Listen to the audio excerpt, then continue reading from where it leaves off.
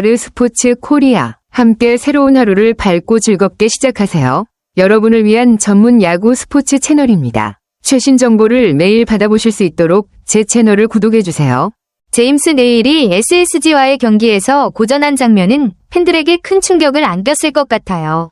평소 그의 안정적인 피칭과 위기관리 능력 덕분에 기아 팬들은 네일에게 많은 신뢰를 보내고 있었는데 이번 경기에서는 그 신뢰가 흔들릴 만큼 힘든 경기를 펼친 듯하네요. 특히 SSG는 그동안 네일에게 고전했던 팀이라 더더욱 아쉬움을 남겼을 것 같습니다.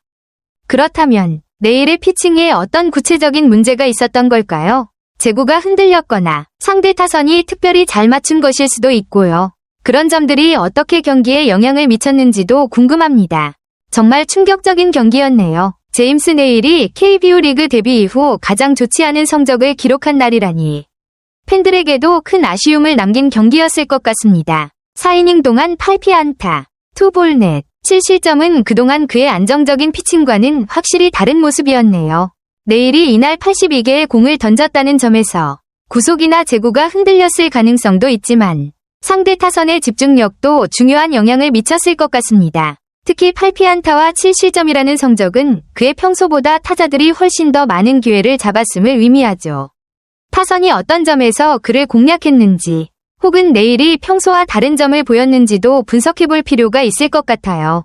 이로 인해 평균 자책점이 1.09에서 2.18로 급등했다는 점도 그가 그동안 얼마나 안정적인 모습을 보였는지 다시 한번 느끼게 해주는 부분이네요.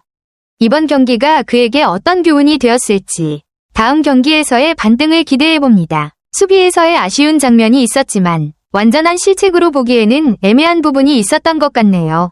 그런 미세한 실수들이 경기에 영향을 미칠 수 있지만 결국 제임스 네일의 구위와 제구력 문제에 더 큰 원인이 있었을 것으로 보입니다.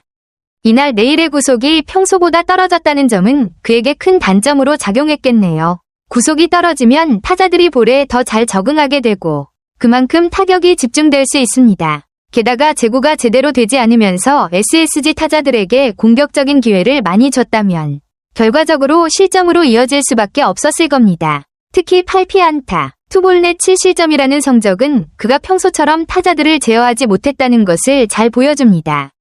그렇다면 네일이 다음 경기를 준비하는 데 있어 중요한 점은 구속과 제구 모두를 점검하고 수비적인 실수를 최소화하는 것이 될 것 같네요. 이번 경기에서의 경험을 바탕으로 더 안정적인 피칭을 할 수 있기를 바랍니다. 1회는 네일이 안정적인 피칭을 보였고 박성환에게 안타를 맞은 후에도 최정과의 병살타로 위기를 잘 넘겼던 점은 긍정적인 부분이었습니다. 그런데 2회부터는 상황이 조금 달라졌네요. 한유섬에게 볼넷을 내준 뒤 맥브룸에게 맞은 중전 안타는 다소 운이 따르지 않은 타구였지만 중견수 앞에서 떨어지면서 점차 상황이 꼬이기 시작했죠. 특히 2회 무사일, 3루에서 최준우에게 맞은 중전 적시타가 첫 실점으로 이어진 부분은 그동안 네일이 보여준 위기관리 능력과는 다른 양상이었습니다. 네일의 평소 모습이라면 이런 상황에서 점수를 더 주지 않기 위해 최선을 다했을 텐데 이날은 제구가 흔들리면서 타자들에게 기회를 준 셈입니다. 이 상황에서 중요한 점은 네일이 평소처럼 강한 구위를 바탕으로 타자들을 상대하기 어려운 상태였다는 것입니다.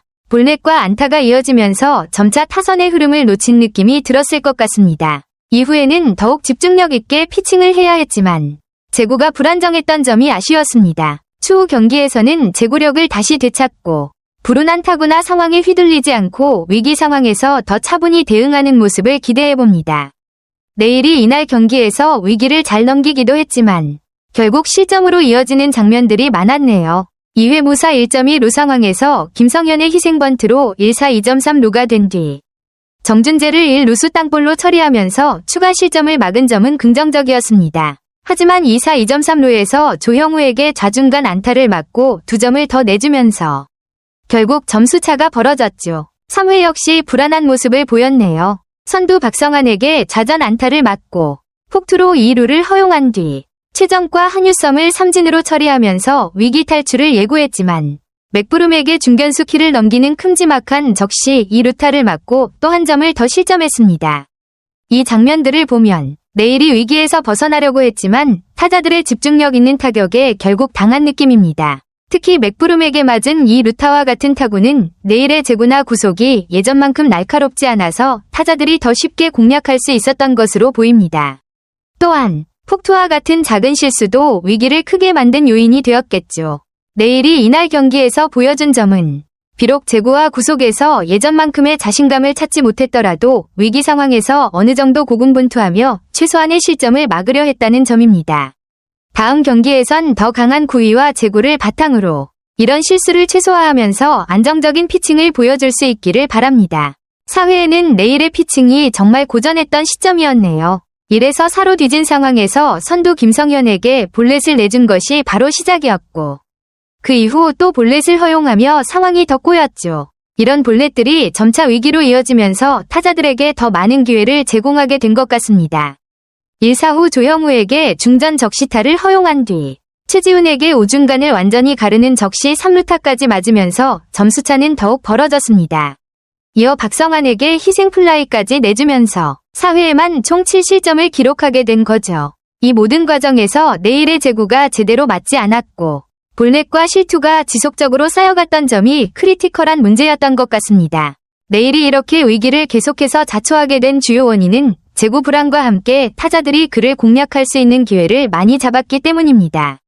특히 볼넷을 연속으로 내준 뒤 타자들에게 쉽게 점수를 내주었고 마지막에는 중요한 타구를 적시타와 희생플라이로 내주면서 실점이 이어졌습니다. 이번 경기를 통해 네일은 제구의 중요성을 다시 한번 절감했을 것이고 피칭에서의 작은 실수가 큰 실점으로 이어지는 점을 명심할 필요가 있을 것 같습니다. 다행히 4회가 끝난 후 더 이상 실점은 없었지만 경기 초반부터 계속해서 흔들린 점이 아쉬운 부분이죠. 제임스 네일에게 이번 경기는 정말 특별한 의미를 가진 경기였던 것 같습니다. 이전에도 실책이 개입된 실점들이 있긴 했지만 이번 경기는 실책 없이 모두 자책점으로 이어진 경기였기 때문에 그의 한 경기 최다 자책점 기록이 된 셈이죠. 작년 6월 25일 롯데전에서 9실점을 했을 때는 실책이 포함되어 자책점은 4점에 그쳤고 8월 7일 광주 KT전에서도 실책이 있어 자책점은 2점에 불과했지만 이번 경기에서는 실책 없이 온전히 자책점만 기록하면서 더 많은 실점이 이어졌습니다. 이는 네일에게 특히 뼈아픈 점일 수 있습니다. 지난해 5월 2일 광주 KT전에서는 모든 실점이 비자책점이었고 이번 경기에서는 모든 실점이 자책점으로 기록된 점에서 네일이 경기 내내 제구와 구속에서 불안정한 모습을 보였음을 보여줍니다. 제구가 흔들리고 타자들이 제대로 공략하는 상황에서 실책이 없다면 점수가 그대로 자책점으로 기록될 수밖에 없죠. 이 경기는 네일에게 큰 교훈이 될 수 있을 것입니다. 한 경기에서 실책 없이 자책점이 쌓여가는 경험을 통해 앞으로는 더 집중력 있게 피칭하고 위기에서 조금 더 냉정하게 대처할 수 있을 거라고 믿습니다.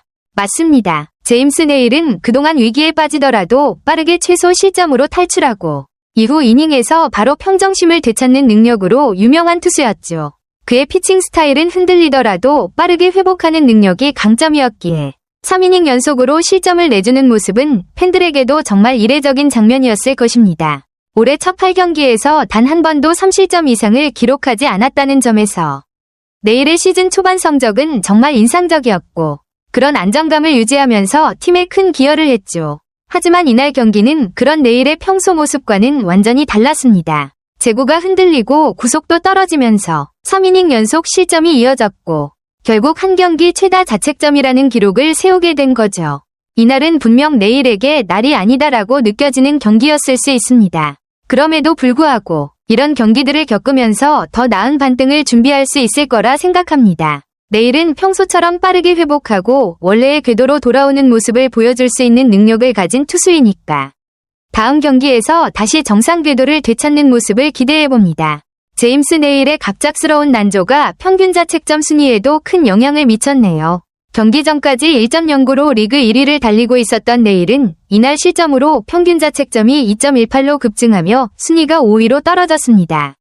이전까지의 그의 압도적인 성적을 고려할 때 이번 경기는 정말 아쉬운 순간이었을 것입니다. 리그 1위에서 5위로 떨어진 것은 크게 느껴지지만 여전히 평균 자책점 2.18은 매우 우수한 성적이긴 합니다. 다만 치리노스, LG 1.62, 폰세, 하나 1.68, 데이비슨, 롯데 1.70, 임창규, LG 2.09, 와 같은 투수들이 강하게 경쟁하고 있기 때문에 앞으로 조금 더 안정적인 피칭을 보여주지 않으면 순위가 더 밀릴 수 있습니다. 내일은 그동안 꾸준한 성적을 이어왔던 만큼 이번 경기를 하나의 예외로 보고 다시 정상 궤도로 돌아올 가능성이 높습니다. 중요한 건 이번 경기를 통해 자신에게 어떤 문제점이 있었는지 분석하고 다음 경기에서 다시 평정심을 되찾는 것입니다. 그가 가지고 있는 능력은 분명히 리그 최고의 수준이기 때문에 빠르게 회복할 수 있을 거라 기대합니다. 저는 SSG와의 경기에서 제임스 네일에 대한 제 생각이 아쉬움과 희망이 섞인 감정이라고 느꼈습니다. 네일은 이전에 안정적인 투구와 뛰어난 위기 관리 능력으로 기아 팬들에게 많은 신뢰를 받았습니다. 그러나 이번 경기에서는 평소처럼 제어와 속도를 유지하지 못하며 어려운 경기를 치렀습니다. 그 결과 4이닝 만에 8개의 안타와 7개의 자책점을 기록하며 그의 가장 낮은 성적 중 하나를 기록했고 에라도 급격히 상승했습니다. 그럼에도 불구하고 저는 이런 패배가 네일의 커리어의 끝이 아니라 오히려 그가 배우고 성장할 수 있는 기회라고 생각합니다. 모든 선수는 힘든 경기를 경험하지만 중요한 것은 그들이 그 어려움을 어떻게 이겨내느냐입니다. 그동안 그를 성공으로 이끈 자질들이 있기 때문에 저는 내일이 빠르게 회복하고 팀에 기여할 것이라고 믿습니다. 이번 경기를 통해 소중한 교훈을 얻고 앞으로 더 안정적인 경기를 펼치기를 바랍니다. 아르스포츠 코리아 여러분과 함께 해주셔서 감사합니다. 여러분을 서비스할 수 있어 정말 행운이었습니다. 헤어지기 전에 여러분께 많은 감사를 드리며 즐겁고 성공적인 일들만 가득하길 바랍니다. 더 나은 서비스를 제공할 수 있도록 피드백을 부탁드립니다. 다음 소식에서 뵙겠습니다.